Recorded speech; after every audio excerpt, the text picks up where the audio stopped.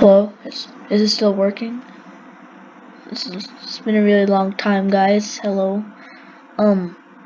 So, hi. So today we're gonna be talking about solving polynomials, and it's gonna be a change in this channel now. We're not gonna be doing we're just gonna be doing what you really need. We're not like Khan Academy or anything. So yeah, solving polynomials. Let's do this, guys. So recap that a polynomial is in the form of hold on, an x to the n plus an minus 1 x to the n minus 1 plus, and then dot dot dot, keeps going down until a 1x plus a naught or a 0. Alright, so a polynomial is they're kind of a key part later on in competitions and in academics, like in normal math. So yeah, it's good to know it. In Algebra 1 we talked about linear polynomials, which mean that their degree, which is the highest exponent, and their degree is 1, and that's a linear polynomial or linear equation. They're just lines. We talked about that, and we also talked about quadratics in Algebra 1. Quadratics are a really big key part. So yeah, but now we're going to be talking a little bit more. We don't want to talk about cubics, which is a degree 3 polynomial. We're not going to talk about them in detail or quartics or so on. We're just going to talk about general polynomials from now on because they don't occur, because quadratics and linear ones are the most occurring ones, so we talked about them the most. Anyways, yeah.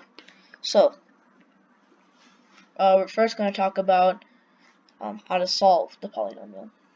So solving a polynomial is really not that hard. I used to think it was hard, but it's not that hard. All you have to do is take, let's say, so to solve it, we have to first look at a naught and an. Now, we look at every factor of a naught. Let's say it's f for factor, f1, f1, f2, dot until f, let's say fm. Those are, so a naught has m factors. So this is the list of factors of a naught, and then the factors of an is, let's say g1, g2 up to g God, it's so hard to find letters. Let's say R. Okay, don't ask me why. Okay, so now, yeah, factors of an or a naught are f, and then factors of an are g's. Okay, cool, right? Now we have to take positive or negative fi over gj. Writing this in a complex way, but it's just really not that complicated as it looks. Basically, you take any factor from a naught and divide it by any factor of an, and you can have that either positive or negative. So, for example, if a naught was 6 and an was 1, or actually, let's make it real hard. Let's say it was 2. Alright, so now this is called the rational root theorem, what I just did. All the possible rational roots, not every root, not the complex ones, not the weird ugly ones, just the rational ones, are in the form positive or negative. The factors of 6 are 1, 2, 3, and 6, over the factors of 2, which are 1 and 2. So every possible rational root, these are not the actual answers, these are just the possibilities. They are 1 over 1, which is just 1, 2 over 1, which is 2, 3 over 1, 6 over 1, and then we also have 1 over 2, 2 over 2, which is 1, 3 over 2, and 6 over 2, which is 3. And we can have either positive or negative. Notice that 3 is double counted, and 1 is double counted. So now we have all the possible rational roots are positive or negative, 1, or 1/2, 1, 3/2, 2, 3, and 6. Now we could test them out. So we can test them out using few methods. There is you can just plug it in, I guess. You could use something called synthetic division, which we'll talk about in a second. You could use the factor theorem, or remainder theorem, either one. They're basically the same thing. The factor theorem, actually let's talk about the remainder theorem. So the remainder theorem states that p of x divided by x minus b has a remainder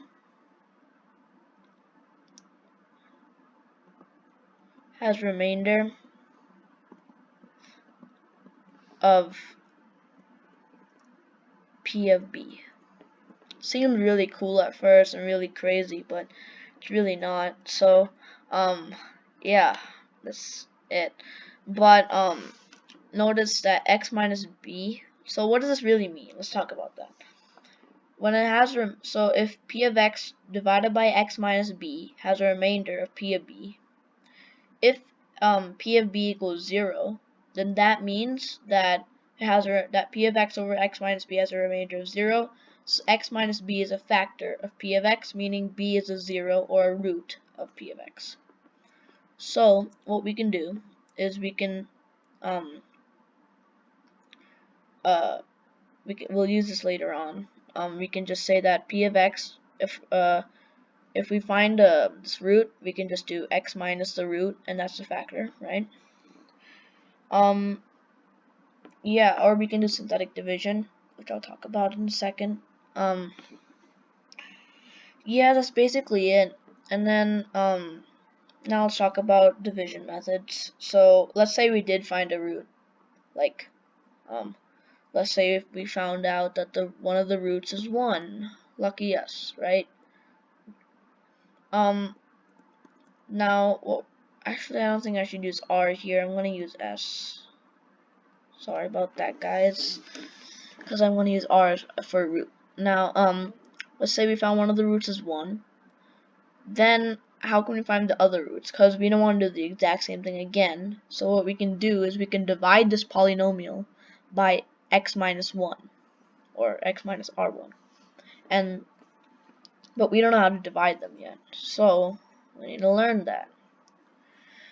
We can do long division. I preferably like this method since it's known to us and all that good stuff. So on the outside we write our good old factor, which is x minus 1. Let's say our polynomial was I don't know, something, okay? Let's say it's,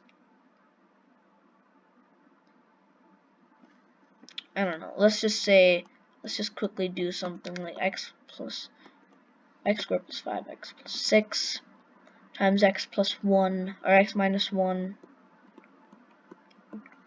Okay, so let's say, sorry I didn't come prepared.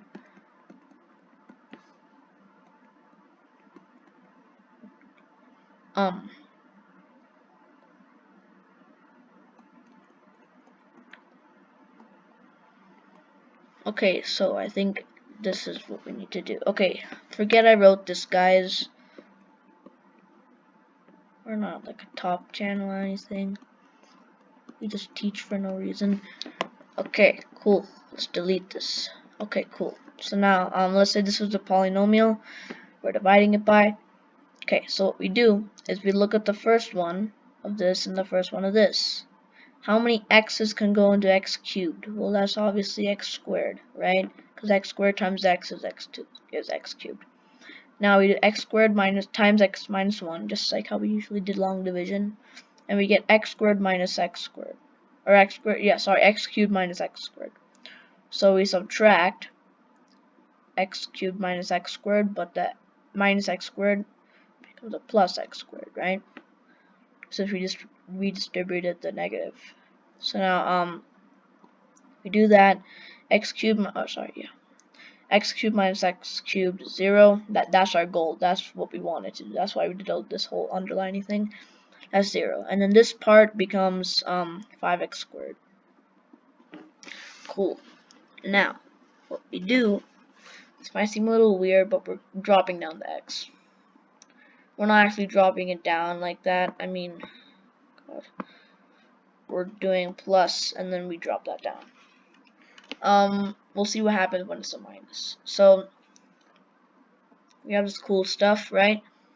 Then we see the first one again, the first term. How many x's can fit into 5x squared? That's 5x. So we have plus 5x. You guys kind of already saw the answer, right? But suck it up, buttercup.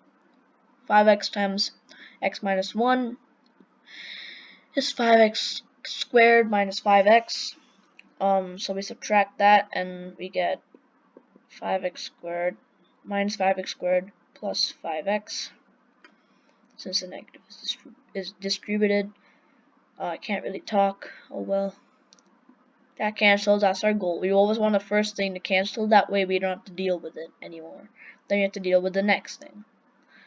So now, sometimes we're gonna have a remainder, obviously, right? So that remainder is just a remainder, but in this case we're not gonna. So, or we might. We totally might. So now, x plus 5x is 6x. Bring down the minus 6. How many x's fit into 6x? That's 6. Subtract 6x minus 6. Subtract 6x. Then we add 6. These cancel. And surprisingly, these cancel. Wow, it's crazy. It just happens to fit in. You guys didn't see me do anything, right? Okay, cool. So this is how you do long division. Just like normal long division, but like weirder, I guess. So yeah. Now, we're gonna talk about the synthetic division, the new wave division. So, if you were testing, if you were trying to do x squared or x cubed plus 4x squared plus x minus 6 divided by x minus 1, like in this case, we do then we're just gonna do the same problem. So now we have x minus 1. So if you were dividing x minus a, you look at this a and you make a little corner box here and you put a in it. In this case, a is 1, so we're gonna put 1 here. Now, what we're gonna do is we're gonna put the coefficients of this polynomial, the numerator polynomial, I guess. We're just gonna put the coefficients out. So remember, the first one's 1, right? Then 4, then 1, then negative 6. We count the constant. Then you put a little plus sign here, put that there, and what you do, first thing you do is just drop down the first one. Boom. Now you do 1 times your little box boy. So 1 times 1 is 1. Add it to this 4, and you get 5. 5 times 1 is 5. Add it to 1, you get 6. 6 times 1 is 6. Add it to this, you get 0. Now, what does this mean? So, that might have been fast. You could slow it down if you need to. Now, we box this. I just learned it like that. You just box this last one. This is the remainder. Okay, so that's the remainder. And yeah, this can also, synthetic division could also work with complex numbers and annoying stuff like that when you're dividing by x minus I. It's really weird, but yeah, it still works. So yeah, that's the remainder.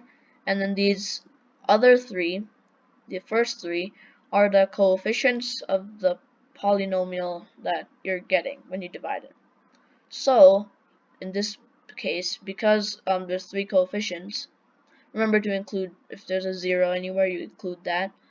So there's three of them, so it's a square, or it's a quadratic. Yeah, so you have 1x squared plus 5x plus 6. Remember you do encounter for positive and negative signs, and that's the same answer.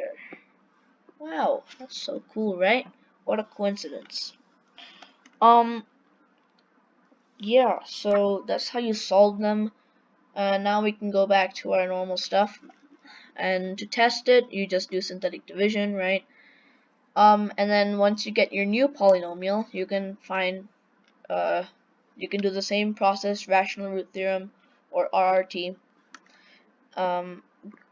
And so, yeah, and then once you get a quadratic, you know how to solve them, so you can just do that. So, what our first step is the rational root theorem. Then we test the rational roots, and then we repeat until degree 2, which is a quadratic, and then we just solve. Remember that some roots might come twice or thrice or whatever, so yeah, look out for them. This is really the best way. There is another way for later on, once you get to like calculus or something. There are easier, but they're kind of weirder ways. But this way is probably the best process, I'd say. Alright, so that's cool, right? Now we need to talk about Descartes' Rule of Signs. Now that ain't really used that much, but still, you might as well know it, because you never know when you're gonna need it. Alright, so Descartes' Rule of Signs basically says that the number of sign changes in a polynomial in the coefficients, number of sign changes in the coefficients going from left to right is the number. So let's say that number is a in p of x. Let's look at p of x again, right? If you look at all the coefficients, right? Let's say some of them are positive, some of them negative. So the number of sign changes from one coefficient to the next, and so on. Like, for example, if it's like positive to negative or negative to positive, that counts as one change. But if it's just positive to positive or negative to negative, that doesn't count as a sign change, right? So if there's a sign changes in p of x, and let's say we did p of negative x, right? Hopefully you guys know about functions, right? P of negative x and stuff. Right, so now the number of sign changes in p of negative x, let's say that's b. So now we can have some information about the roots of p of x with a and b. So the number of positive roots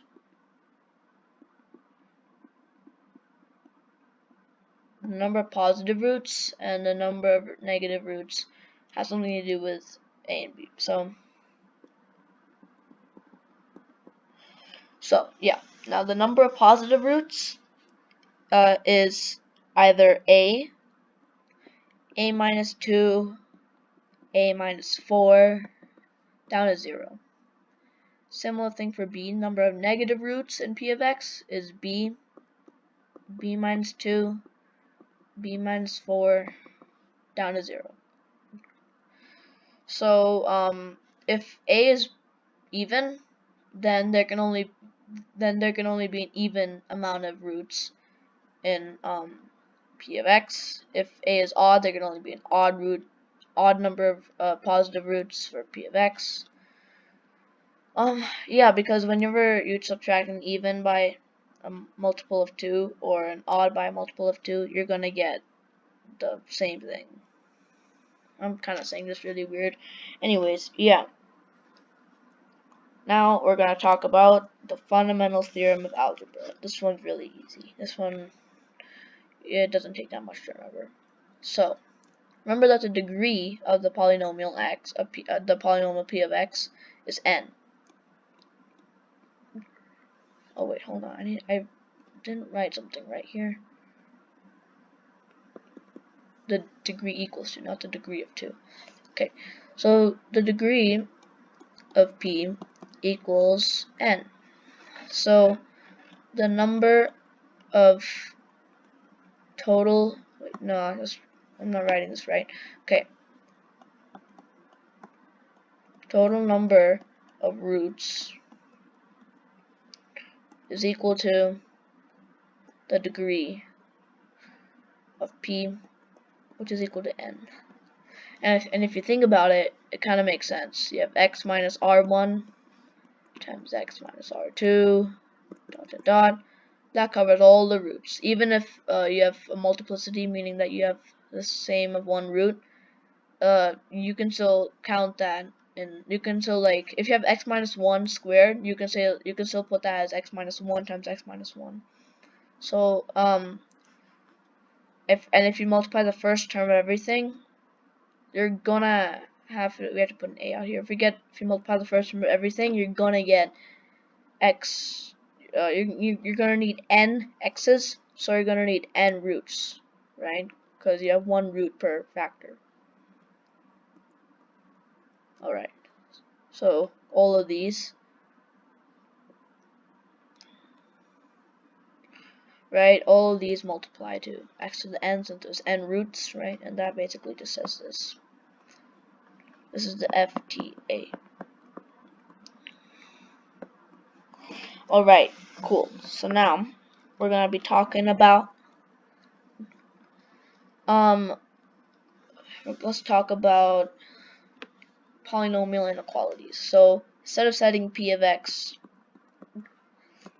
equal to 0, let's set p of x greater than or equal to 0, or less than or equal to, or greater than or less than, or whatever, right?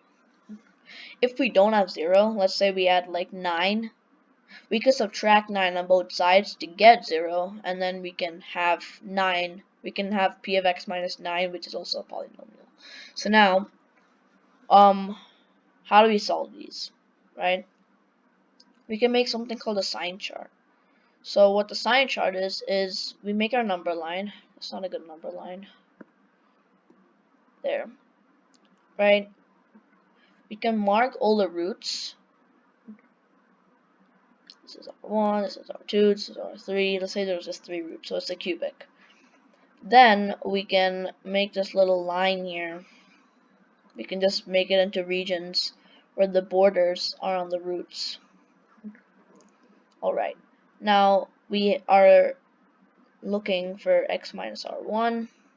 Now this sign chart can actually be used for rational functions, which we'll study later on. Or maybe we did. I don't know. I forgot. It's been a while. You have x minus r2, x minus r3. You can have more. But you're gonna have more roots and more borders and more sections. So yeah. Now let's say we had just 3, right? Here's what we do. So we know that they all multiply to p of x. So yeah. Now look. If we have let's analyze just x minus r1. But on the number line, if x is before, this is for x, right? If x is before r1, it's negative. At r1 is 0, and that means that after it, it'll be positive, positive, positive. For x minus r2, we'll have it'll be negative before r2, and then positive afterwards. For r3, it'll be negative before it, and then positive after. Now what we can do is we have our sign chart here, and what we can do is we analyze all the factors. Now we can analyze p of x, or at least p of x divided by a, right? And yeah, long story, but yeah. So now what we can do is, because these factors multiply to p of x, we can multiply these signs. So negative times negative times negative. What is that? That's a negative. So that means that that's really sloppy. That just looks really sloppy now. Just draw a line there. Now that means that when x is less than r1, p of x is negative. When it's in between r1 and r2, positive times negative is a positive. So p of x is positive between r1 and r2. Similarly, we can continue this. We have positive times positive, positive times negative is a negative, positive times positive times positive is a positive. So p of x is negative before r1, between r2 and r3, and is positive between r1 and r2, and after r3. That's what x would be. And if we have, so that's for less than and greater than. If we have a greater than or equal to, or less than or equal to, then we just have to include these borders. Remember when we were, maybe we did, maybe we didn't, but we were like graphing, I think, inequalities, like line inequalities and absolute value. Yeah, you just kind of include the border or don't include the border, right?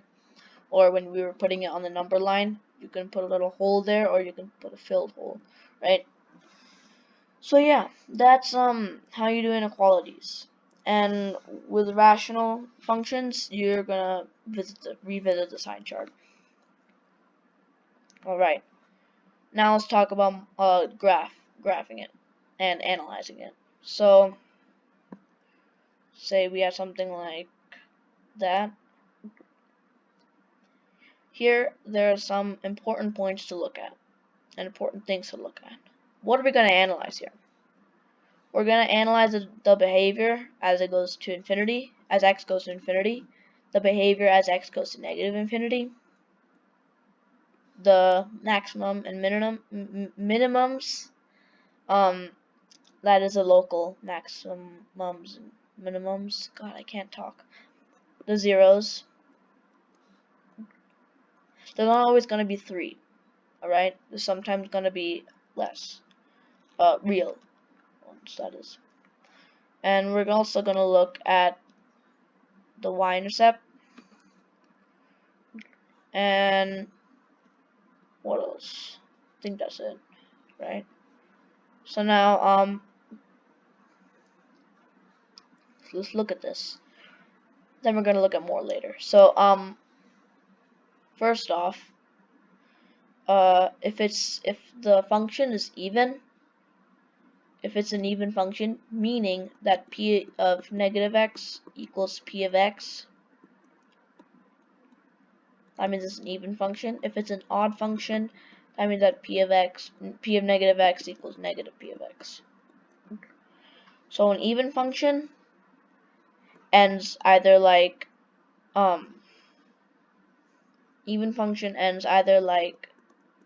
this or like this. So either both ends as x goes to infinity and negative infinity, either they both go up or they both go down. And an odd function is the opposite. Either one goes down and one goes up, or one goes up and the other goes down, or one goes down and the other goes up.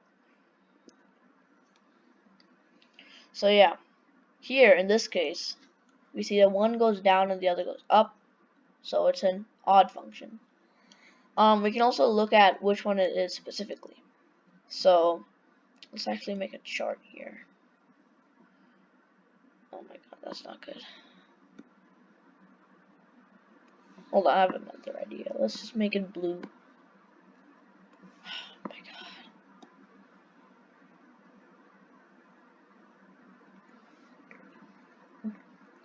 Alright, so now, and then,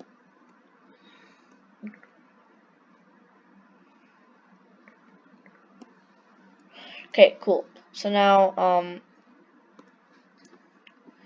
in this case, it's positive, in this case it's negative. So now what I just did was a chart. So if the polynomial is even, and the coefficient, which is an, if it's positive, then and it's even, then it'll end up like this, both ends going up. If it's negative and it's even, then both go down, and you can look at the rest, right? In this case, we see that one goes down and the other goes up. So, oh wait, I switched these.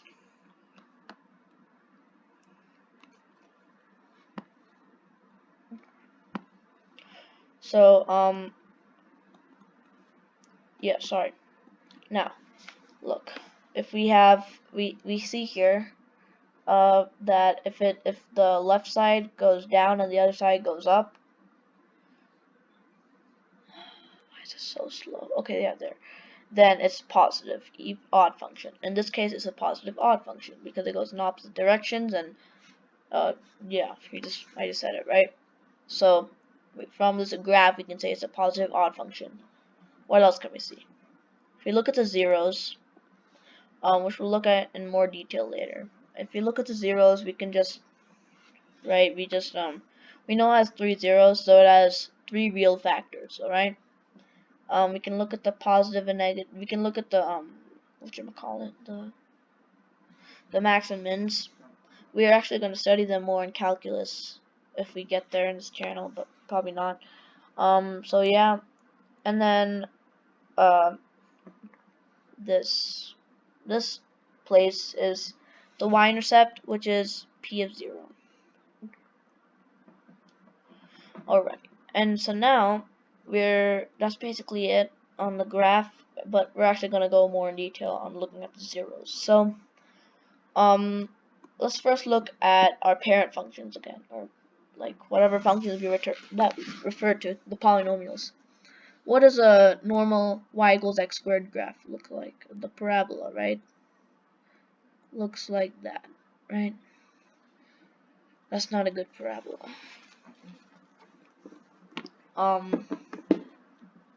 Let's do that again. Okay, so let's look at this, right? We have that, and then we have that, right? Let's pretend the vertex is there, right?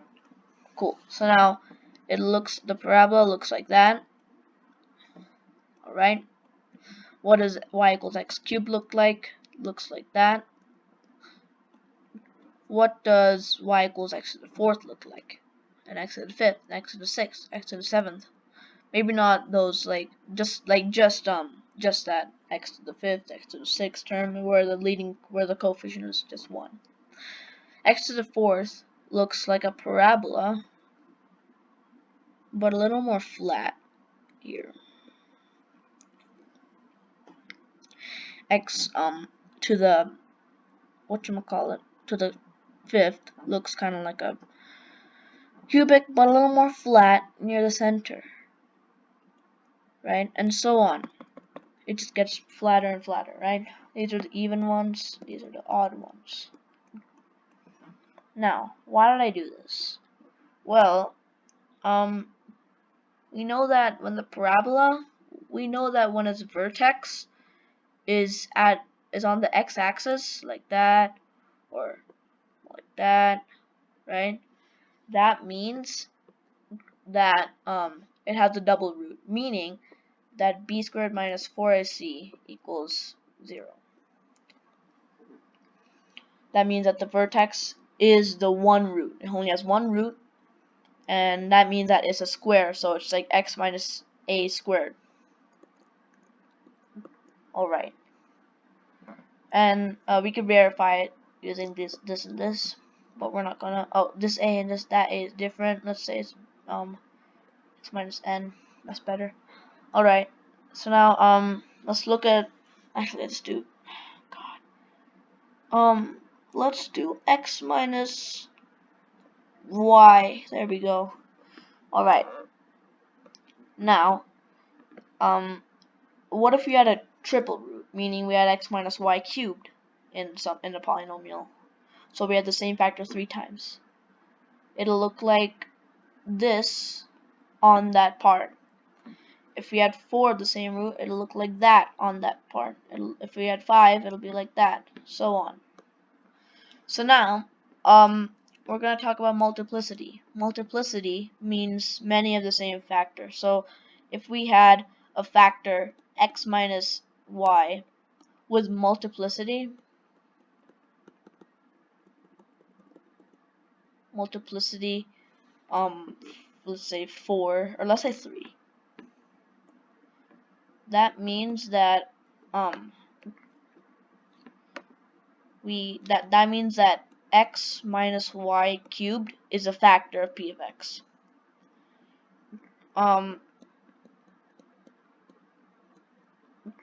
So now, yeah. So if you had multiplicity 2, it'll look like this. If you had multiplicity 3, this. 4, this. 5, that. Cool. So now, when we analyze the graph of a function and we see something like this,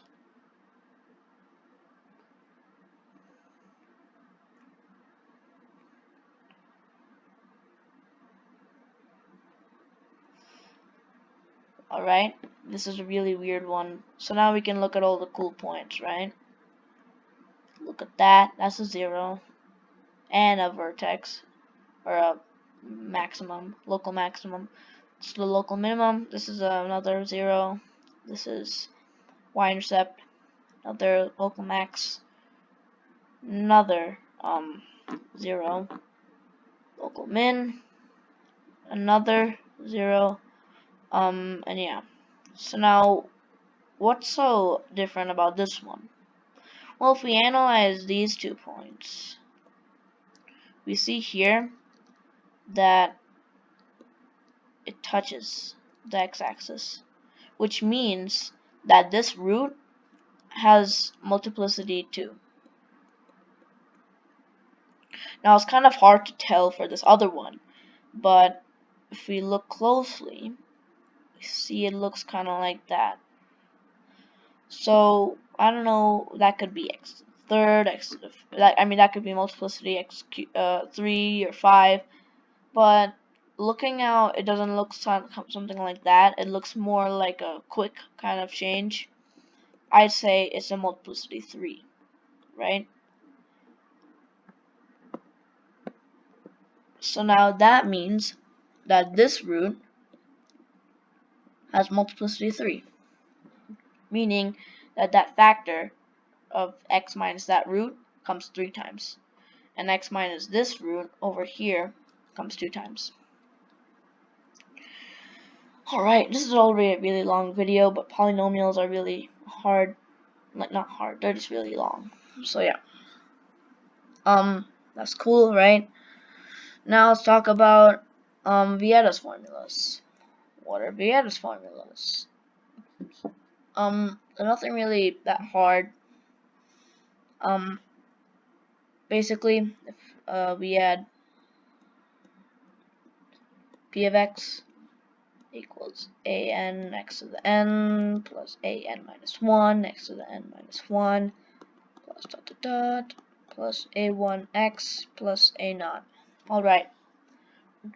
Vedas formulas help us relate all the roots in another way. So what it tells us is that the sum taken one at a time, meaning that by sum taking one at a time, it means just r1 plus r2 plus r3 plus dot dot dot, because we're taking one root at a time. You'll see what I mean later. Yeah, Rn, which is equal to negative 8 sub n minus 1 over an. Now, the sum of the roots taken 2 at a time. What's that? That is r1 times r2 plus r2 times r3 plus r1 times r3 times, and just every combination of 2. That, which is taken 2 at a time, right? So now that is positive an minus 2 over an. Now the sum taken 3 at a time equals r1, r2, r3 plus, and then dot dot dot, every combination. Then our last one would be n minus 2 or n minus 1 or n. And that's equal to, again, negative an minus 3 over an. We kind of see a pattern now. So I'm just going to spill the beans. And then we go down to the sum taken n at a time. Right? Yeah, n at a time. Which is really just the product of the roots. r1 times r2 plus, or times, sorry, oops.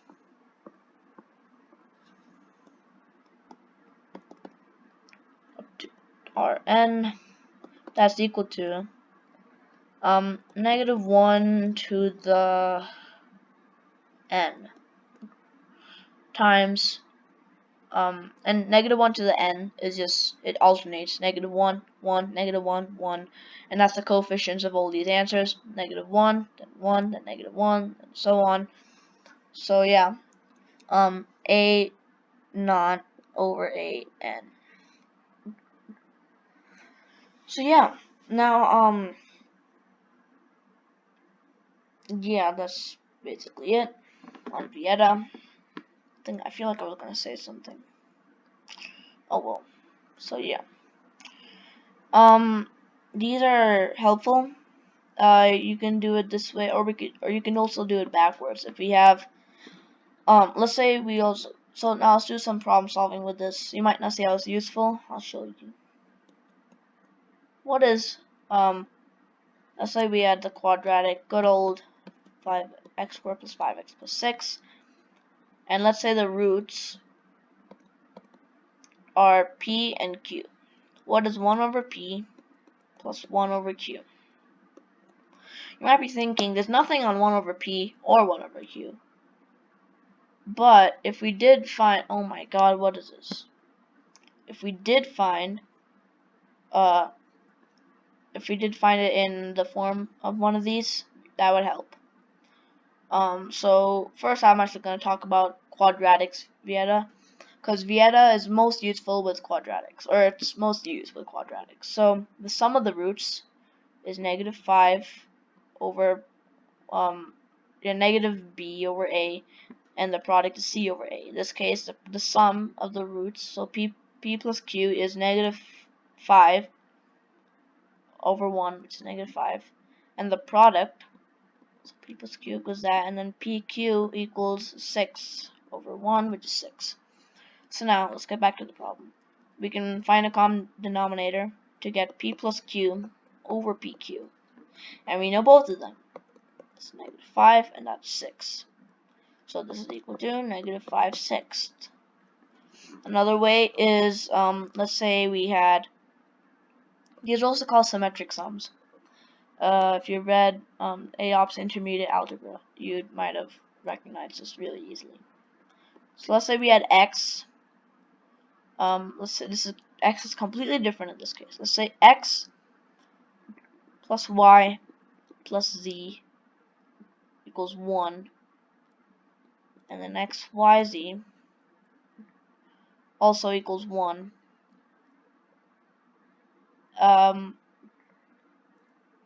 And then let's say, what's xy plus yz plus xz? Yeah, this might seem a little hard. What we can do is we can set the polynomial to n cubed, because we have x plus y, x, y, z, and x, y, y, z, and x, z. So what we can do is we have n cubed minus 1 plus, let's say this is so many variables, oh my god. Let's say this is r plus r, wait, what's going on? Okay, yeah, so now this is r, so we have n cubed, oh yeah, sorry, yeah, I'm so dumb, minus n squared, because x plus y plus z is negative b over a. Let's say a is 1, we have negative b, so b equals negative 1, so negative 1. Then we can do the similar thing with this thing, so we have plus rn, then we have minus 1, and that equals 0. Now, if we were to find r, it might seem a little hard, which kind of is. So let's say that, let's say we knew that x equals 2. If x equals 2, what is that? Instead of substituting 2 in, I think it's good that I told you this later on, because now you're not going to substitute in, and please don't. I mean, you could. It won't be that hard. It'll be actually easier, but we can do it with Vieta. We did the Vieta part. Now we can plug in 2. Because 2 is one of the roots, right? We have 8 minus 4 plus 2r, 2r, minus 1, and that's equal to 0. So that means that 4 minus 1, that's 3. So now 2r plus 3 equals 0. So r equals negative 3/2. And we solved for it. Yay. Yeah, so we did it, guys. That's it on polynomials, or at least what you'll need for competitions. There are some weird polynomials that, oh yeah, another thing to know. Let's go back to the complete top. In this polynomial, p of x, know that p of 0 equals a naught, p of 1 equals a naught plus a1 plus a2 plus dot dot dot plus an.